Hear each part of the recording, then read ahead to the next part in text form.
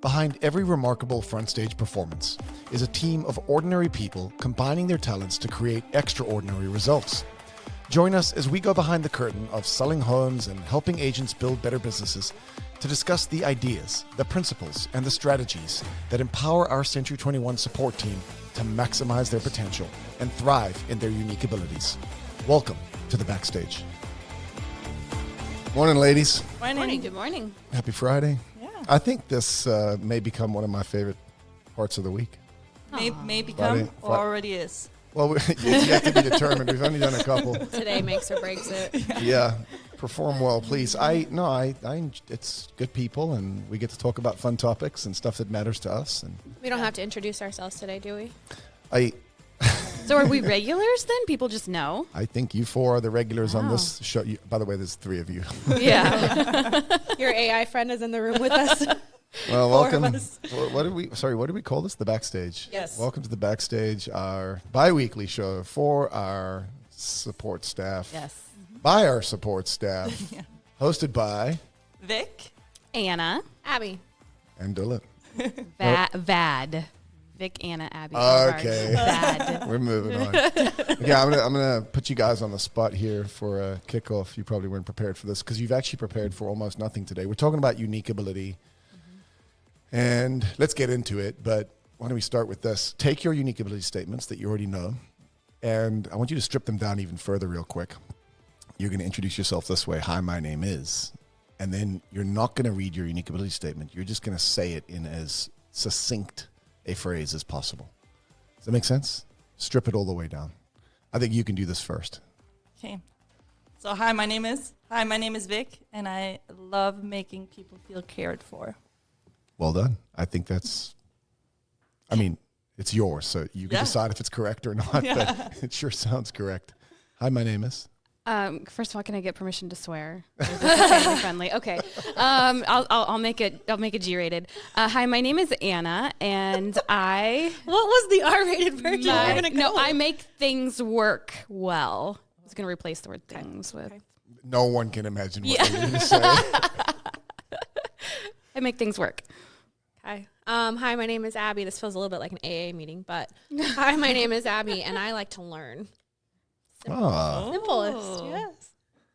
Yeah, that's interesting. That's kind of all it is in a nutshell. Yeah. I could have speculated your two. That makes a lot of sense. Yeah. So hi, I'm Dylan, and I see what needs to be done, Mm-hmm. Yeah. and then I think I rally people to get it done. Yep. So we were talking about unique ability, and our team, I guess, we had our full day kickoff with our staff. Day. And if you're an agent and you're listening, you might learn a couple things about unique ability that we've been really working on for several years. This is a concept we learned from Strategic Coach, and we've been focusing on this as a collective for a while now. And I think we're at a really fun, critical point here. Several things are going on. Everyone knows their unique abilities now within our team. Most of them could probably express them. 80% of them probably believe in them. Yep. I know you're still working on that. Yep.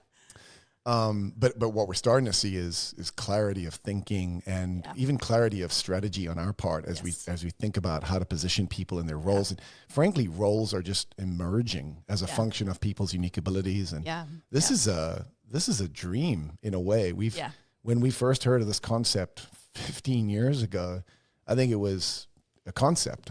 What we're seeing is this really start to manifest, and then really to jump to the end, what we're seeing is unique ability teamwork start to show up within the walls of our organization. So let's go back then. Vic, you went first, so do it again. Why don't you read us your unique ability My whole statement? unique ability. And let's put an asterisk on this, right? These aren't ever done. No, They're a work in progress, but where are you at so far? Yeah, so my unique ability is to make others feel loved and cared for and connect them to a culture and mission for a greater good.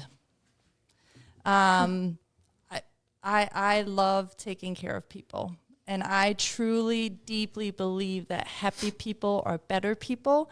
And if everyone is happy, the world is just a better place.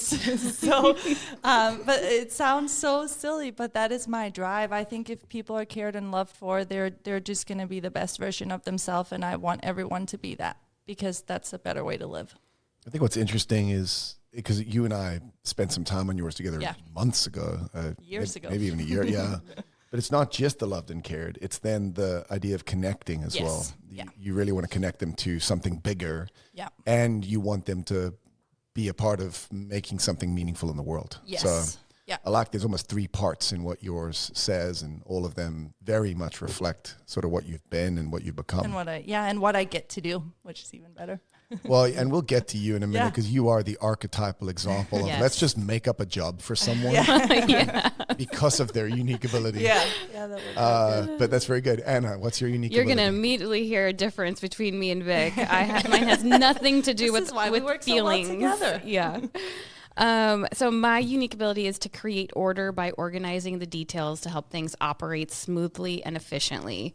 So I know we've come at that. We've been working on that for a little over a year as well. Like I think I actually had a working start to this back in about 2015. Do you remember when we did the workbooks originally? Yeah. And so I actually at that time remember having the word efficient in my statement that I had tried to start writing then. But I like where we landed on it. It feels right. I remember the breakthrough with you maybe, 4 or 5 years ago? Yeah. It was a conversation about your home life and what you naturally were gifted at there and what you just loved and got energy from there. And it felt like there was a light switch when you saw that all those same things were the same things that you actually did here. Yeah. Yeah. I felt like at work I had to be something that I wasn't naturally. I felt like work, you show up and you do something you're paid to do. It has nothing to do with what you like to do outside of work. So to marry those two worlds together was it was crazy. But breakthrough. It was great. Well, we've seen the fruit of that. I mean, both of you, I think, are examples of as that idea progressed, you got more and more clarity. And I think the team got more and more benefit and value. Yeah. And we each got more confident in not apologizing for what we know we're good at. And I don't want to get in too far before we cover Abbie, but it was also just permission to be who we authentically are. Like this is us, and these are our superpowers, and we get to do that. And that was really powerful. That was actually something you could do for a job. your superpowers. Yeah. Abbie? Now that Vic stole the mic. And Well, Anna, I was going to say, Anna, your unique ability is why you're top of my list for survival on a deserted island. Okay, my unique ability is gaining knowledge to become the subject matter expert in order to be a resource to others. So the learning part, I really like to, high fact finder, big researcher, love to learn all the things, and then I want to do something with it. I want to make something of it or help somebody else learn it, or like the next step to that's that. the resource to others part. Yeah. You were hired as a... Content manager. Are you sure? Yes. A writer, right? Yeah, writer. Yes. Yeah. I mean, same the thing. I was writer. like, wow, I could write for a living and not Yep. have to be an author or something. Yeah. I mean, content manager means a lot of things today because that can create graphics Could be and anything, whatever. yeah. But when we hired you, it was specifically to write a bunch of content, and It was to go learn everything about the licensing process and make the hub, the recruiting hub. And same thing. You guys didn't even know me, so it's not like you made it for me, but it was like, this job feels like it was made for me. Because it was from the They Ask You Answer book. The content manager job description came from there. And I remember Bonnie gave me the book and she's like, read that chapter. That's your job description. And I literally went, holy bleep. Like, this job is for me. Yeah. Yeah. so the backstage has a lot of bleeping apparently. HR is happy with the bleep. Well, we're gonna have to decide what the rules are for the backstage. Remember, the backstage is visible from the front stage. Yes. so- Yes. Yeah, I think those are all, they've been fascinating to watch as those have developed. I guess I'll do mine. Yeah. Got to turn the page and remember mine. I actually need to refine this. It's been years since I think I wrote mine A down. lot of and, words in there. it is Wow. one of the longer ones, and so Yeah. maybe you guys can help me shrink it down. But my unique ability is intuitively understanding how to get things done. And I like to break these apart because I do think all of what yours were have components, right? Yes. There's like Yeah. building blocks. Yep. So that to me, intuitively understanding how to get things done, I always imagine that I can see like a VR, if I had VR goggles, and I see the problem in front of me, and it's like, and like these maps appear, Yeah. like a schematic on top of my vision. I just have a gut level, intuitive very, very rapid capacity to go, I think this is what we need to do. And sometimes it's not perfectly right, but I'm quick and I'm confident enough on that to mostly like determine smart from stupid. Which is the galvanizing thing, by the way, on the not the sorry, the discerning The thing. D, Which I can't wait to talk about that. We're jumping around.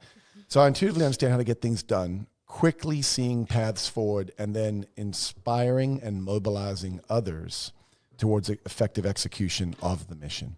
Which again, That's the Abbie, G. that's my galvanizer. Yeah. Yep. So for anyone just seeing as I'm taking that tangent, what's the book called? Right, Six Working Geniuses. Six Types of Working Genius or whatever. It's Patrick Lencioni. That is new to our team. Yes. But it is as Another thing that we'll add here, I'm sure, is like a but it's picture as of people. profound. Yeah. And every layer that we add of learning has increased clarity of who we are, what we do, and it's helped our team. Yeah. That one's really helping us understand who we need at certain tables as we try to work through different projects. Yep. Okay, so those are our unique abilities. I've got several questions for you guys, and really the goal of this conversation, as I know our staff, but also some of our agents are listening in. I know that we're on a journey of figuring out what these unique abilities are. I know that some of us have bought into this fully and it's provided a ton of clarity. Some of us are still getting there. Yeah. I think it's a beautiful journey. I think it's an intrinsic part of our long-term growth strategy. Yeah. Because we know that we can't do anything that we get done on the front stage without a powerful backstage. And that means a powerful group of people who share our values and believe in the things that we believe in, even though they're becoming. Some of them are buying into the things we believe in and understanding them more and more, but that who understand themselves. Yeah. So self-awareness is the first building block that we always talk about. And we know if we can help our team gain more and more self-awareness, that helps them in their relation with others. It helps them understand how to deal better with others. It helps them map out a path forward that we can journey with them on and help them build their futures, because we win if we can align our growth with people's growth and they feel connected in that way and we support them. But primarily the goal is that if they can understand who they are, what they bring, where they have energy, give energy, have superior skill, love to learn, and have passion, the four major components, that we can increasingly get the best of them and they can get the best of their 8 to 5. Yeah. So one more thing, like if we have to work, it might as well be in something we love doing and we're really good at and we gain. So we really believe in the idea of meaningful work, right? Yeah. So that's this journey. And I think we're going to be on that journey. I mean, I really look forward to the next 20 years of whatever this company becomes. I love the idea of us investing more and more and more into this journey of growing people. Yeah. And it starts with self-awareness and self-development. So I guess I'm curious about your journeys real quick. Specifically, here's what I want to know. We've done Colby. We've spent time in StrengthsFinder. Yep. I can't wait to do more of that. I know there's another round of that coming. And we've spent a lot of time in Enneagram. Yep. I know some of us have done some Myers-Briggs, but not in depth. And then unique ability is almost the capstone, right? Like it's all of those combined. Have been part of the tools that we use to identify and then articulate our unique abilities. Yep. So I guess I'm just curious about your journey. Vic, I'll start with you. Learning through all those resources, how's that been? Has it been easy? Was writing your unique ability simple? Just tell us about the experience. Yeah. I'm someone that's always loved personal development. So whenever you put a test or a quiz or a book or whatever in front of me, I've always enjoyed that learning part of it. That doesn't mean that it's easy sometimes what you find, that it's easy to hear. Going back to like Enneagram, Colby, StrengthsFinder, I feel like it told me more of what I was really good at. Where unique ability, when you go in and you combine them all, one of the homeworks that we did was an activity snapshot, and you divide it into groups, like what you were really good at, got joy from, and then down in the corner were all the things that brought you no joy. And so to me, unique ability was a little bit different, and it also dived into what I was not good at, and I was allowed to kind of say it. I felt so. It was hard. It wasn't easy, but it was really, really good, and it was really freeing. So when you look at my unique ability statement, it does summarize my Enneagram. I'm an Enneagram 2. I love helping. That's in there. My StrengthsFinder, I am all blue, all people, all relationals, empathy. No all mystery the about you. things. That's all in there. And then my Colby is kind of a little bit all over the place. Like I think I'm a 7, 5, 3, 4. Yep. So I'm kind of like, I mean, I can do details. I was an ASU to start with. That's the 7. It makes sense. But other than that, it didn't tell me a whole heck of a lot, I felt like, in comparison to this. So Yeah, that makes sense. There's nothing profoundly, I don't know, like there's nothing extreme. No, about it's any not of like your 8, Colby 8, numbers. 2, 2, Yeah, no. some people they jump out like Joe's Yeah. a 9 quick start. Oh my Yes. gosh, watch out. Yes. But 7 means you're good at attention to detail. Yeah, You're not I going to can do drop it. the ball, but everything else is kind of midpoints. Yep. You're saying, whereas itemizing, did StrengthsFinder help with that though? Because that also lists the ones that technically you're weak at by putting them at the bottom. Yes. Yeah. Yeah. And I guess I did StrengthsFinder. I feel like no, it was before Unique Ability. We And had maybe, those when we started. Yeah, using and them. maybe it was just me. I chose to focus on the top part. It does tell you what you're not good at. The positives, but surprise, I went straight to the bottom. Like, what's wrong with me? My number 1 strength is positivity. You can read the book forwards or backwards. If you read it backwards, it's actually called Weakness Finder. Yes, but no, you're right. And I think I don't know. I just gravitated more towards Unique Ability, and StrengthsFinder is something I'm excited to learn more about. I like think the I word have more to freeing. Unique Yeah. ability was freeing. It was. I remember working on it with you, and you kept on saying, like, just say it. Like, put the book away. What is your unique ability? Just say it from the heart. And that helped a lot. I don't know. It was just freeing. And then it was crazy because I'm like, how is this a job? And you said, well, that is like your exact job, actually. You know? That's the same process I feel like I had with you, Anna. Yeah. I mean, I feel like mine was a longer journey. I think we helped Vic find hers early on in her journey with our company. Or when somebody walks into your office and there's nothing to them other than a giant heart with arms and legs. Yeah, it's you kind can't of easy avoid to it. get there. You were a little more complicated, I guess. Well, yeah, I was actually thinking back to the very early days. You were selling, Dylan, and I was hired as I think my role was marketing assistant. Mm-hmm. So we now know Anna does not do marketing in any way, shape, or form, and I'm so glad that we have a whole department dedicated to it. But I did pretty good with paint. Did pretty good. I've seen it. oh yes, publisher. It was publisher. So actually, that's a good example. I remember when Hey, my stuff looked great back then. it did. Yeah. But I remember when I was I was in that stage of life when I was young, little Anna. I was still figuring out who I was. I was a people pleaser, kind of due to some upbringing, and so I just thought when you go to a job, you just do what they say you need to do, whether you're good at it or not. And so I would spend hours cutting out Dylan's headshots on Microsoft Publisher or creating, I remember we had this big old clunky laptop I would take home. I was in college, but I would take it home and I would continue to work on brochures a little bit because I just wasn't very quick at it in the office. I just felt kind of dumb and I felt like there was something wrong with me. And so I'd spend a little extra time just trying to perfect it. And,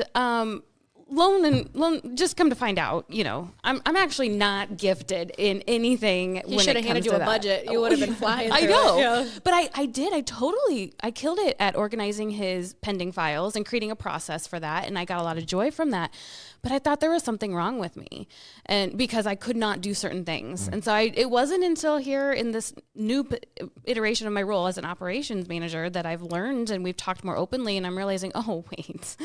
Okay, I don't have to be good at everything because I feel like that's what's expected of me. I can start to say things that I struggle with. Sorry, when was that realization? I feel like it was in the last 5 years. I was going to say, it feels like even, because it's been 20 years together. Yeah. On and off. But Yeah. very recently, I feel like you're still having breakthroughs of Yes. self-realization. Yes, that's what I'm saying. I think my journey has been very long because I think that's good. You shouldn't stop growing. Right? Yeah. But I feel like it's only been the last few years that I've finally matured. I think of myself as an adult, and I can actually say Only in the last 5 years. The body language. Very of that was- millennial of you. Well, and it's hard to. I mean, you're a perfectionist, right? Yeah. So like to give up the things that you're not good at is or probably hard. I feel like you're letting somebody down. That's Yeah. the other thing. I have Yeah. I feel childhood trauma, not bad trauma, but I think just my upbringing was I feel like I always needed to make sure everybody was happy Yeah. with how I was performing. What helped you most, Colby, Enneagram, or Clifton StrengthsFinders? I think Enneagram, actually. Yeah. Enneagram was telling for me, and to actually keep reading. It was between the 9 and the 1 that I was like, oh, maybe I'm more of a 9. But the 1 just really resonated with me, with that need for, I think there's something about the need for right and moral. And I that is me to the core. Did you see her eyebrow like quirk at that? That's her like power moment. Yeah, so I really think Enneagram has helped me figure myself out the most. And then actually learning all of my coworkers' Enneagrams as well. Because then I'm like, oh, wait, we don't all have to be the same. Yeah. Like, we can have a different thing. So, yeah. You are a 1. Yes, and through. I embrace it. And I'm speaking as I'm equally high on 8 and 1. I always identify as an 8. I always talk about myself as an 8 because I think I like the idea of 8 better. But I don't know why. But I'm actually, I score as high on 1 as a perfectionist, never satisfied, always feel like I'm not inferior, but like not performing at a level that I need to, or it needs to be right. It needs to be black and white. It needs to be, it's not done till it's done. Speaking of which, I also have some 3, and so I'm looking at you, our resident 3. Yeah, I would agree. Enneagram was most impactful. StrengthsFinder's close second. But I feel like unique ability is a summary of all of those things, because we look at all this. Like when we had our staff day, I was like, wow, Robin and I have almost the same unique ability. And then I'll look at Colby and I'm like, wow, Whitney and I are almost the same in Colby. Yeah. But we're all very different people. And so seeing all those pieces come together make like complete picture, obviously. It's just interesting, like how all those pieces do make us up. And I feel like unique ability is just a good summary of a lot of those things. So for me, it wasn't like it was profound and was not profound. Like it was good, but it also was like, this isn't really that much of a surprise. Like this makes sense. This unique ability makes sense for me. So it wasn't freeing so much as like, I wasn't denying myself being that, but it put a name to it. Like, okay, I'm a learner. This is what I do. This totally tracks. It's like a frog in hot water. Boiling water. Like it makes perfect sense because you went on a 1, 2, 3 year journey of discovery. And by the time you self-realize, you've been realizing the whole way through. I wonder what would happen if you took your unique ability statement and whispered it in the ear of 12-year-olds you, if it would be somewhat revelatory, right? And it would define things. Another thing I was just thinking about as you were talking that's interesting, maybe the big difference between StrengthsFinder, Enneagram, Myers-Briggs, whatever it is those are assessments that tell you about you. Yeah. Enneagram, I suppose you self-identify, but it's still, even Enneagram, you pick 1 or 2, but it's written, right? You read what's written about that. And I think they're brilliant. I think Enneagram is one of the most profound resources out there in the world. But I'm still reading somebody else's writing about what an 8 is. And I go, that is me through and through. There's something fundamentally different between those experiences and then taking all that and having to build your own statement. Yeah. I think there's something intrinsically I think that's why it's hard for people, because those other things give you a label, right? Like so many people in that room were like, well, I don't know where to start. I can't possibly do. And that was the hardest part, right? Was condensing it into a single sentence. Yes. Like, well, I don't know. I'm all of these things. How do I make it one? And it's uncomfortable, right? To look at yourself a little bit. Yeah. I think unique ability is deeply personal. Yeah. Because of that, you're asking others to pick words about you. Like there is no put something into a system and it spits out a result. It's all you doing the work. Where I was thinking, as you guys were talking about Enneagram, I think Enneagram for me was more about knowing you guys. Yeah, where I agree. unique ability was knowing me. Interesting. So Yeah. that was what was empowering. But you can't, unique ability, I found we had the most breakthroughs when we were able to work together on them and ask others to say, hey, if you could say what I'm good at. Because it's a little safer, right? To have Well, somebody else look at you versus you looking at and yourself. then you can kind of just say like, I agree or I disagree, because I'm the one that knows what my brain says. Yeah. But I feel like it was unique ability. It's hard because you have to look inward and figure it out for yourself. But I thought that was so cool when you can ask the people around you and they start to say, no, you're actually really good at that. And you're like, wait a second. I am. Like, it's good to be told the things good that people are noticing this. Yeah. Well, I'm more so I'm a people pleaser too. I'm like, wow, okay, you also value that quality about me. Was cool. Yeah. You're so quirky this morning. I think it's the red Anna's pants. looking for affirmation Abbie, today. we need cameras because I feel like all of her body language is just. It's the eyebrow. Every time the eyebrow goes up, I know that she said something profound. You know? You got me snorting. Okay, well, jump in as you guys want. One thing I wanted to cover early on for those listening that maybe haven't gone through the process, there's a couple things. I mean, let's just define what unique ability is real quick. So unique ability is your superpower. It's what you naturally do. It's what you do at home. It's what you do at work. It's what you, well, let's list the 4 things. It's something that when you do this, you clearly have superior skills. So you're actually better at other people generally than this. Isn't you're the best in the world, but it means you're good at this. Good at it. Yeah. And others would identify you as being good at this. Yes. Number 2, you give and get energy. Yep. Give meaning when you do this thing, people around you are like, "Whoa, Yeah. this is cool. That's cool. I love watching that." Yeah. But you also get energy. Yep. So doing this is something that doesn't drain you, and you could do it for hours on end because it's like, hold on, this is actually life-giving to me. The third thing is that I call it endless learning. Yep. Maybe effortless learning is another way to put it. Reading a book or listening to a podcast or having to grow or learn about this isn't something that feels like a burden to you. It's like, okay, hold on. No, I love to learn more about this area or expand my capability there. Yep. And then finally, passion. And so the way I think about this is you could have any 2 or 3 of those 4, but if you're missing all 4, I think you're not quite in your unique ability. Example I have is you might be good at it. Other people might be super energized when you do this thing.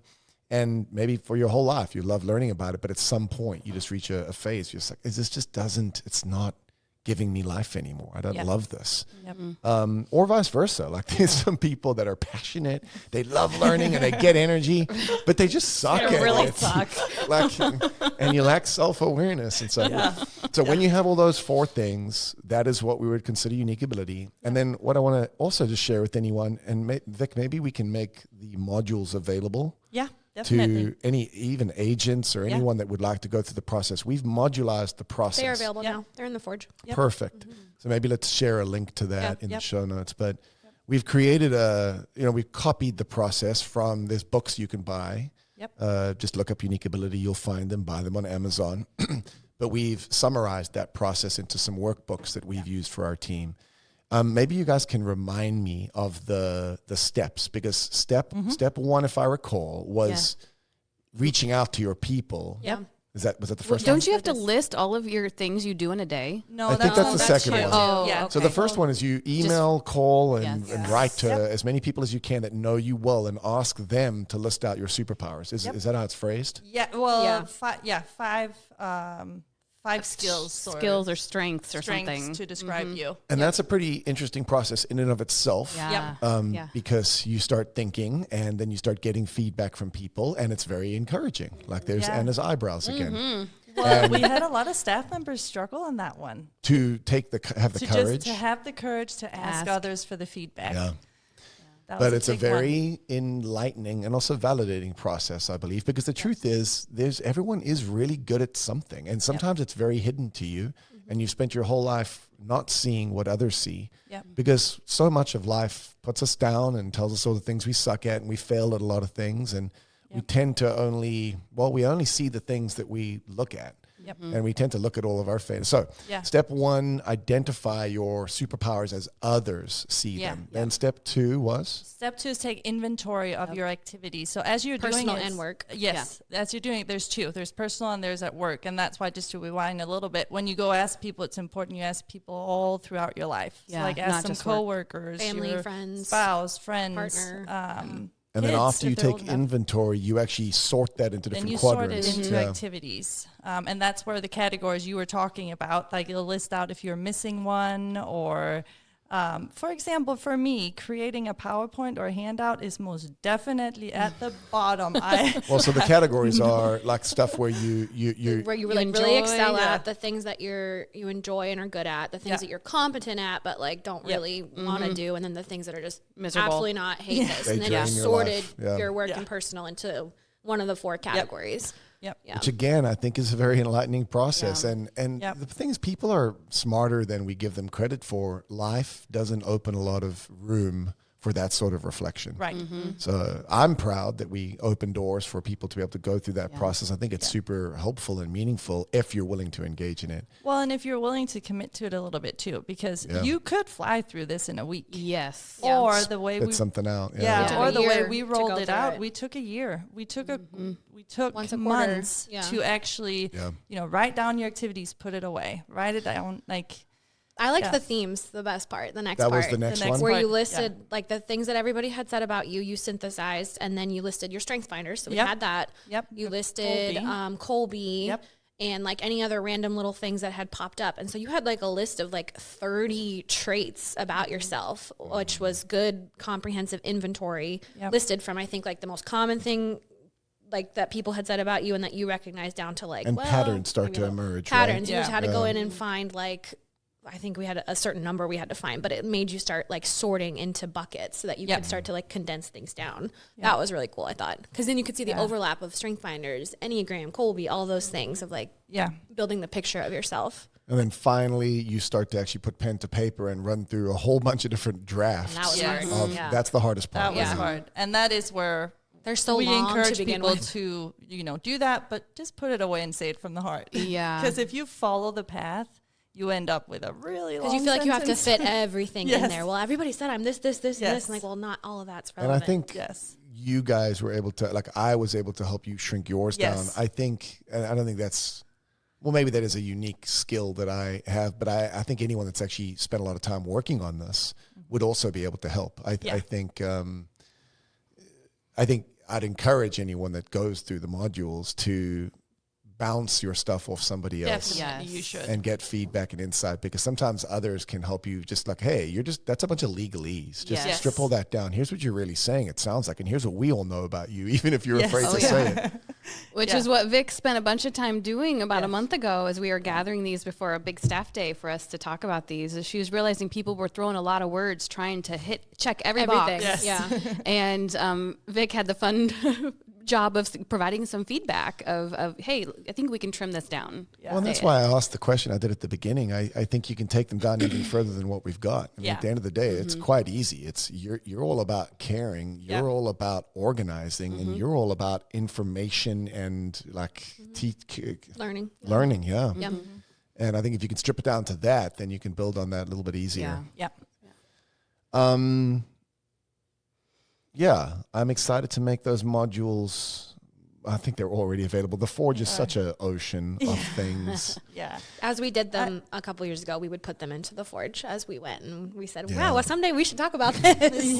2 years later, here we are. So I just got a couple more thoughts or questions that I wanted to cover. Vic, before we go there, though, you've been very focused on nudging our team to getting these done. Yeah. And I think you've done an amazing job of that. I think, like I said, mine's still being worked on. I think a lot of people are going to keep working on theirs. How was that process for you of guiding everyone?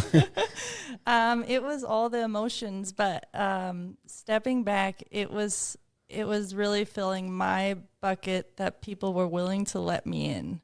So we talked a little bit about the journey that you get to go on with people is really cool. And watching them realize that. So then sometimes at times it's a little bit frustrating when you can't quite get there, right? Like they're not quite understanding why it's so important. I'm like, just trust me, guys. Like when you get to the end, it's going to be so good. But it's a cool journey to go through. And I think most everyone that got through it feels empowered by it. There's always going to be a little bit of now what, right? Now I have this. What are we going to do with it? Well, I was just saying, can you imagine some of those staff going home and their spouse asks, hey, what'd you do today? And you're like, I spent an hour with my HR director writing a sentence all about me. Like, oh, really? At my job. I will say, I actually had conversations with people about that we are unique in a workplace, that we actually care for our staff to go figure this out. Yeah. It's cool. It is as much for them as I'll be selfish and say it's also for us, because we want them to thrive in their roles and help them to get more into what they're uniquely good at. So I think it's worth saying that this probably isn't for everyone too. No, Yeah. it's I mean, not. I think some people, and if you struggled with it, I think struggling's not the point. I struggled. Everyone struggled.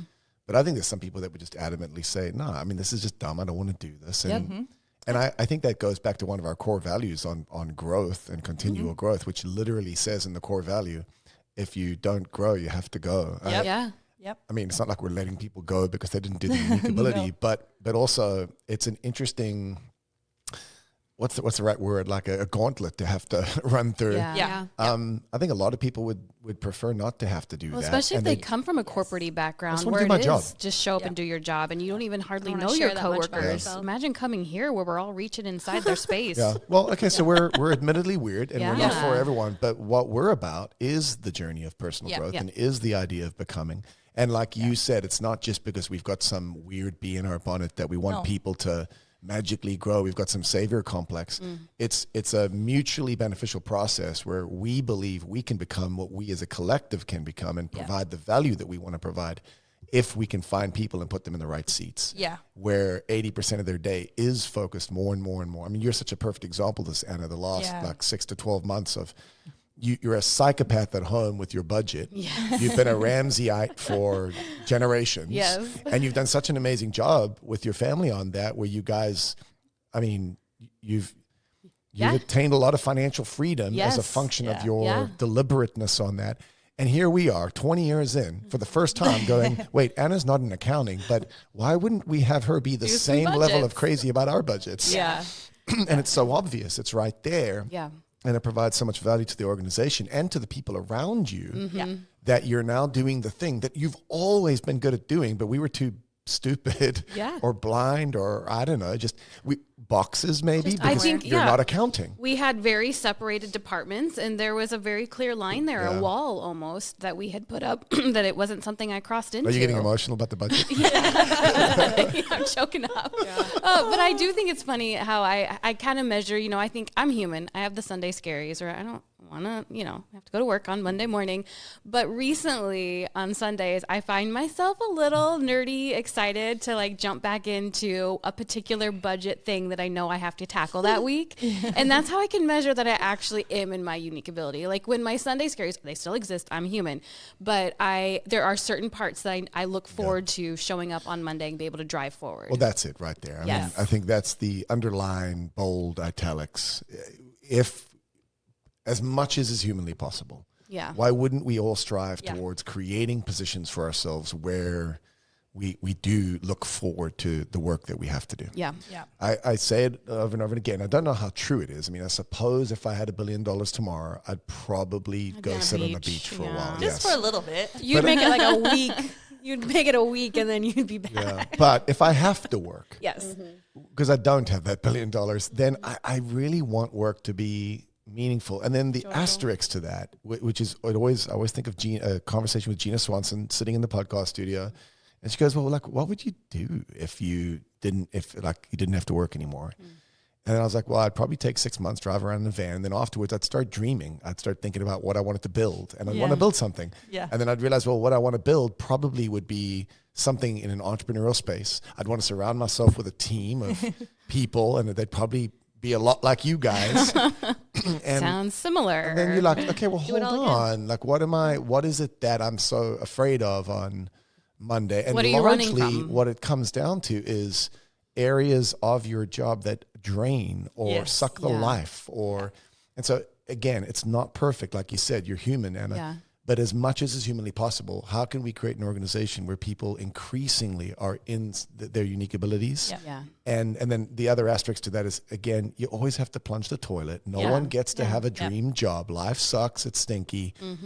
But what can we do to improve the ratio? Well, and TikTok tells the young generation that you are supposed to just keep climbing the ladder and step all over the people around you. And if you're not happy, go to the next job. And I think that there's a certain level of people are fed this story that they're supposed to go to their job and just keep trying to get the next job that pays them more. And to stop and slow down and be like, wait a second, you can actually enrich your life in a different way than just more dollars. You can actually provide this very, life-changing way to view your job, your job, by fulfilling. Yeah. Well, but I don't think those are mutually exclusive things, because I think that when that transformation happens, you become intrinsically so much more valuable to the organization and to the world around you. Yes. Yeah. That I think you do up your stock price. And I do think you grow at an exponential rate rather than just hopping around. Yeah, good point. Yeah, I do think so. Because once you get people really embracing what they do well, they become that much more valuable. Yeah. So you said earlier, I think it was you, Vic, people might look at you and go, well, look, why are we doing this? Yeah. Yep.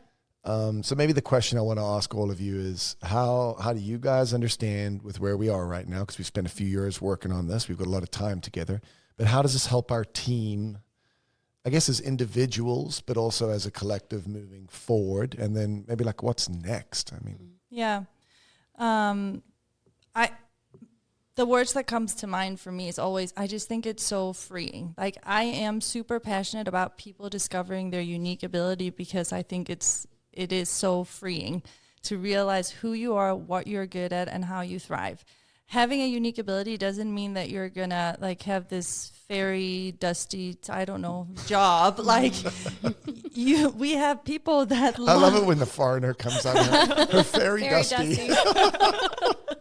No, but like, is that this magical, I don't know. There has to be a need. The organization has to have a need still. But you can also, we have people that love details and researching and helping others in that. And you know what? A lot of those are TCs. That is the perfect position for them. It does not have to be this lofty, you could be in the right spot, right, where you are. You could be in the right spot. And not need more. Yeah, exactly. But even in those spots, so we have someone that's really good at changing systems, so we've started utilizing them and pulling them out of their space a little bit while still doing that job. So I think that's what's next. We now know everyone's unique ability. So as opportunities or unique teamwork is needed, we can actually pull people into things that brings them joy. Well, and that's not just some theory. That's something we've been doing for a while. Yes. And the more clarity people have and the more they express that clarity, the more we go, whoa, hold on, we could use you here. And Exactly. And you're the great example of that, right? I mean, just explain your story, I guess, as succinctly as you can. How did this impact your world? I was an ASE, and I loved the people I got to work with, and I could see my unique ability in helping them with their businesses and how I handle their clients. But sitting with details like my 7.5 there on my Colby, I can do it, but it took a little bit of energy for me. So as the company grew, we needed HR. And the old-fashioned HR is not who we are. What we needed was someone to come in, I think, and help our culture, help our core values carry that through. And you and Joe just early on, I think, recognized that every time I was given the opportunity, these were in the small things, but getting breakfast for a team meeting and like hosting and caring for people, you could see me thriving. Every time I had to do like build a spreadsheet or try to be in marketing, I would drag my feet. I wouldn't do well at it. And so I think just uniquely as the company grew, that's kind of how my role evolved. Now I had a stint where I was doing HR and reload because there was a need. So I learned something and I'm doing it again. But which to me, it sounds silly. It seems back and forth. But when you're someone that just gets joy from helping, like I love the opportunity to help in a new space and that would help the company. So I was totally good with it.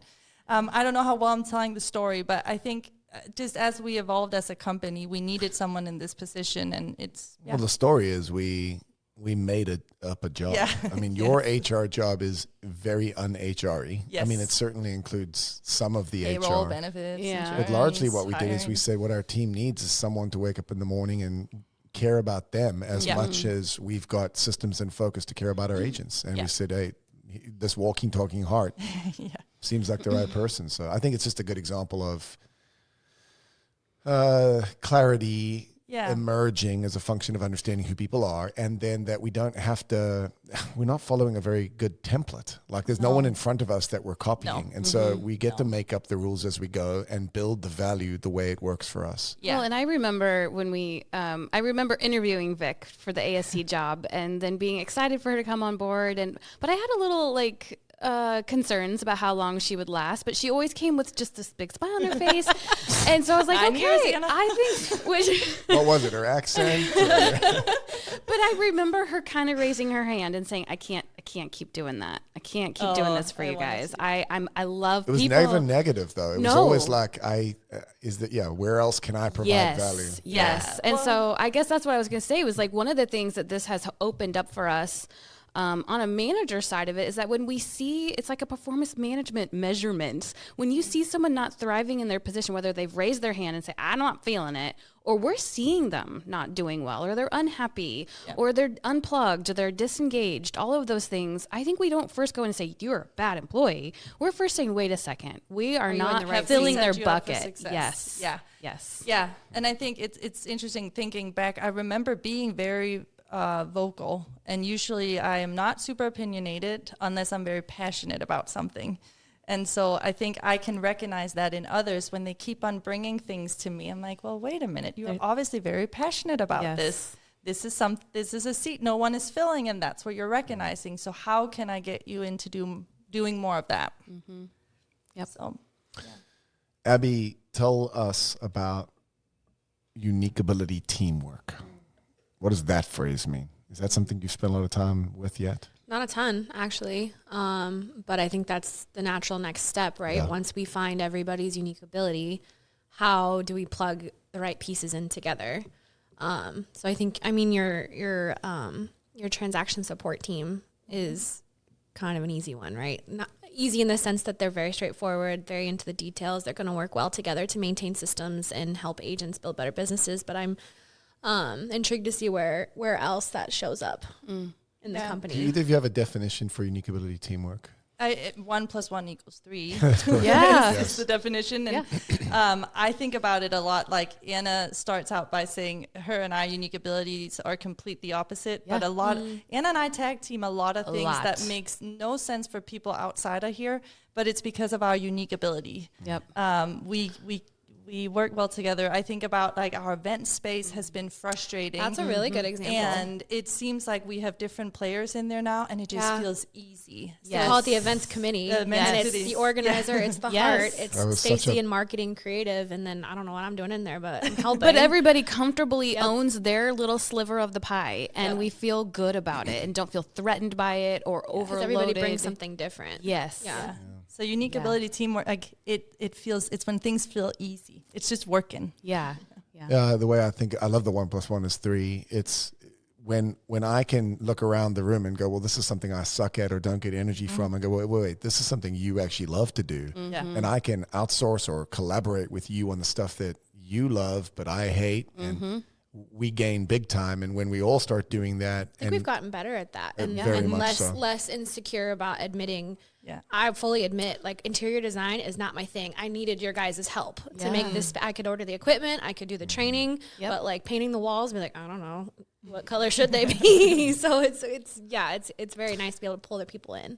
Knowing your strength and then acknowledging where you're not strong is very freeing, again, to use your word, because, I think if you aren't able to admit it openly to a team of people, number one, no one can help you. And number two, you don't admit it because you feel like if you did, somehow you're going to be looked down upon. But we're starting with the presumption that we're good at certain things, which means by definition, we all suck at others.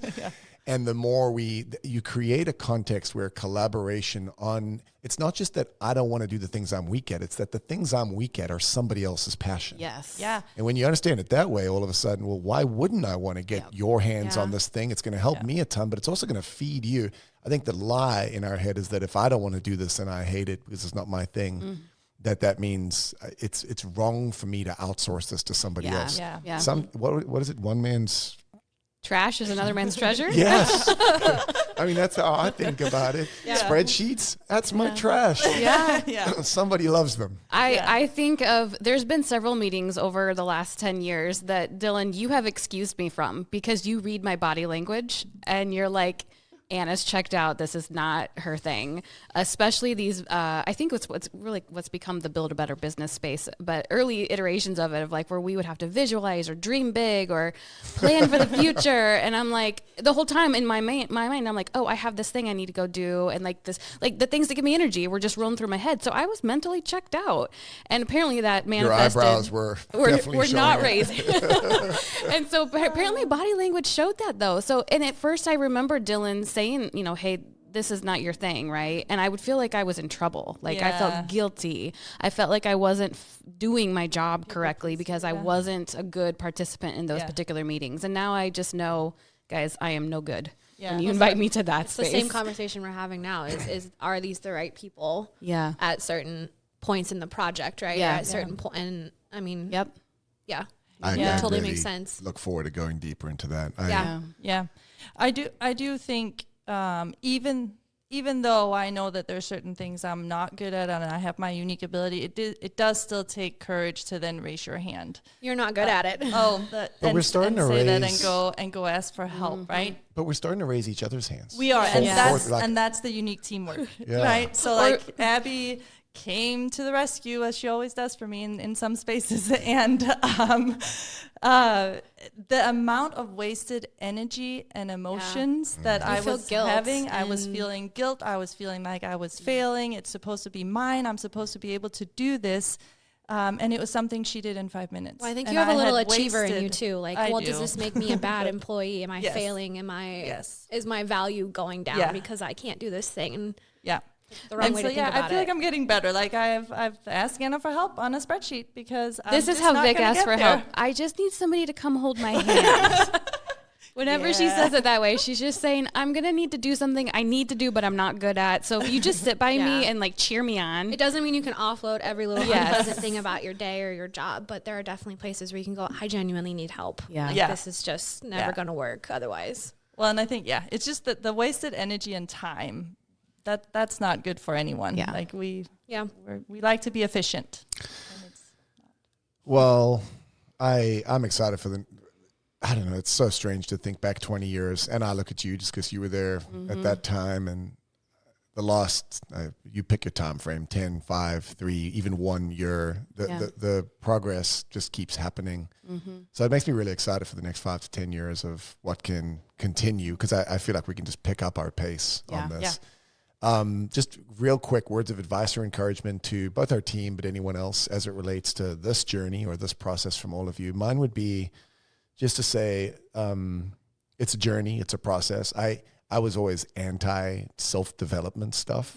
And even a lot of people are cynical about personality profiles. And I think there's justification for that when you think that they're there to tell you what you are.